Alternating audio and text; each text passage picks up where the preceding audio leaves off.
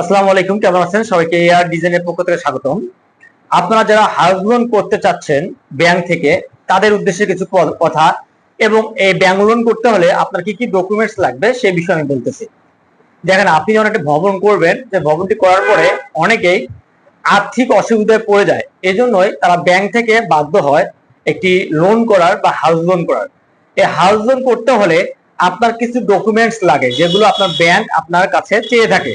তার মধ্যে এক নাম্বার বিষয় হচ্ছে, আপনি যে ভবনটি করতেছেন সে ভবনটির ব্লুপ্রিন্ট শিট বা অ্যাপ্রুভ শিট আছে কিনা।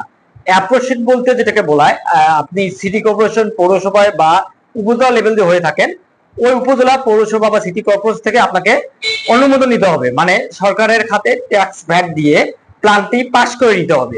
সেই প্ল্যান পাশে প্রত্যেকটা কর্মকর্তার সাইন থাকতে হবে এবং এটা একটা কনসালটেন্ট ইঞ্জিনিয়ার কাছ থেকে ডিজাইনটা করে নিতে হবে।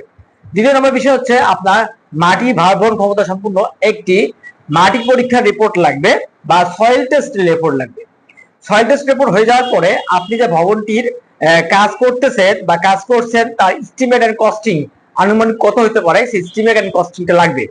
আর একটা বিষয় হচ্ছে, সাধারণত ব্যাংক লোন তাদেরকে দেওয়া হয় যারা বেজের কাজ করেছে, গেট বিং করার পর একটি ছাদ করে ফেলছে, তাদেরকে সাধারণত ব্যাংক লোন দেওয়া হয়।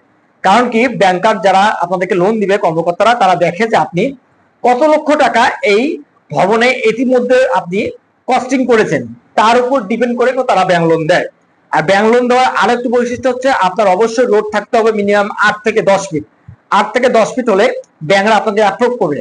আর ব্যাংক আপনাকে লোন দেওয়ার আগে সে আপনার জমির ডকুমেন্টস সবকিছু চাবে, অল এভরিথিং, আপনার ব্রিটিশ থেকে শুরু করে বর্তমান পর্যন্ত যত ডকুমেন্টস, সব ডকুমেন্ট দিতে হবে। এবং সে লোন নেওয়ার জন্য আপনাকে মিনিমাম আমার আত্মীয় স্বজন বা আপনার বন্ধু বান্ধব কারো কাছ থেকে অবশ্যই 2-1 জন আপনাকে এগ্রিমেন্ট করে নিতে হবে এবং এটাতে স্টেটমেন্ট দিতে হবে। এই হলো বিষয়টা। আর ব্যাংক লোন সাধারণত সরকারি ব্যাংকগুলোতে 9% থাকে, আর বেসরকারি ব্যাংকগুলোতে 16 থেকে 17% থাকে। এটা আপনি ডিসিশন নেবেন যে আপনি কোথা থেকে ব্যাংক করবেন। আমি আমার ব্যক্তিগত মতামত থেকে বলবো, আমি আমার ব্যক্তিগত মতামত দেখবো, যাদের সামর্থ্য রয়েছে তারা ব্যাংক লোনে যাওয়ার প্রয়োজন নেই। আর যারা মনে করতেছেন যে আমরা ব্যাংক লোন করে বাসা করবো, তারা করতে পারেন। ভালো থাকবেন। আসসালামু আলাইকুম।